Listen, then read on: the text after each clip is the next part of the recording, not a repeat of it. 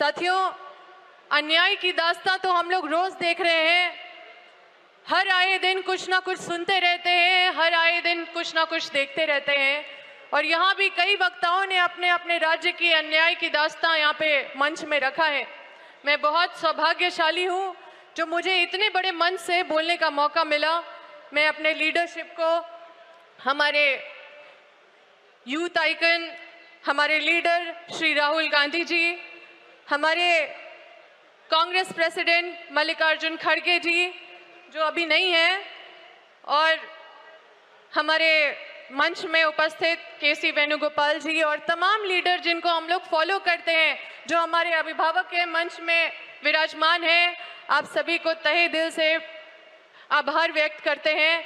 आप हमारे मार्गदर्शक हमेशा बने हैं और ये शक्ति के साथ जो हम लोग कांग्रेस पार्टी में जिस विचारधारा के साथ खड़े हैं, क्योंकि हम झारखंड से आए हैं तो हम जल जंगल जमीन की बात करेंगे। साथियों, न्याय पथ ये एक बहुत बड़ा मैसेज है। अन्याय सिर्फ लोगों के साथ ही नहीं हो रहा है साथियों, अन्याय उन जंगलों के साथ भी हो रहा है। जमीन भी छीने जा रहे हैं, पंछियां, जानवर सब इधर उधर हो जा रहे हैं। और मैं ऐसे झारखंड से आती हूँ जहाँ पे हर आए दिन लोग विस्थापित हो रहे हैं।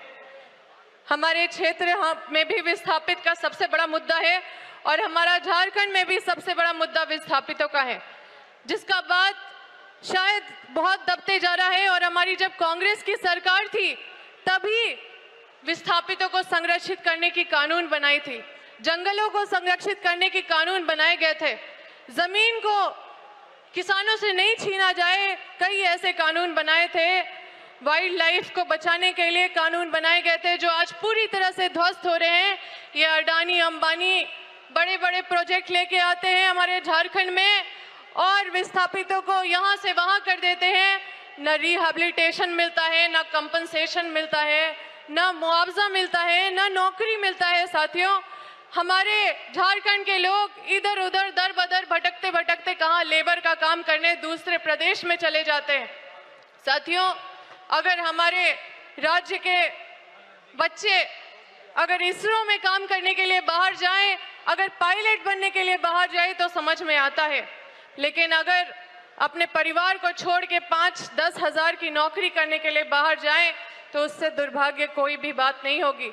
और मैं और मेरा पूरा परिवार विस्थापन का लड़ाई लड़ रहे हैं क्योंकि हम वहाँ से विधायक रहे हैं और इस बार चूक गए, चुनाव में नहीं जीत पाए क्योंकि उस समय हम लोग कंपनी का विरोध कर रहे थे और अभी कंपनी वहाँ पे शासन करने लगी है, ठीक उसी तरह से जैसे ईस्ट इंडिया कंपनी करती थी।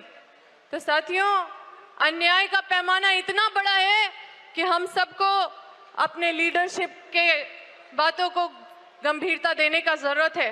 ये जल, ये जंगल, ये जमीन, ये हमारा अस्तित्व सबको मिटाया जा रहा है और हमारे क्षेत्र में इतना माइन मिनरल होने के बाद भी पूरे देश में सबसे गरीब राज्य अगर कोई है तो वो झारखंड राज्य है। पूरी तरह से अन्याय का प्रकाष्ठा हम लोग देख रहे हैं साथियों। क्योंकि मंच में मौका मिला बोलने का तो हम सोचे कि अपने झारखंड की भी स्थिति बताएं ताकि आप लोग इस बड़े पैमाने में जो हम लोग न्याय पथ में निकले हैं उसको और मजबूत बनाने के लिए संकल्पित रहें।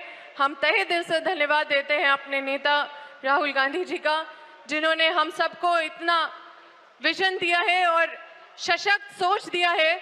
और जिस तरह से संविधान खतरे में है, इतना बेबाकी से हर वो मुद्दे को उठाते हैं जो शोषित, वंचित, पीड़ित है, वो सुनते हैं तो उनके अंदर एक आशा, एक उम्मीद बची रहती है। और इसी आशा उम्मीद को हम लोग सब मिलके संकल्प लें और इस संकल्प में आगे मजबूती से बढ़े। मेरी सब इस परिवार को शुभकामनाएं हैं और तहे दिल से धन्यवाद देते हैं अपने लीडरशिप को। धन्यवाद। खबर का मतलब बवाल न्यूज, हमारे चैनल को सब्सक्राइब जरूर करें।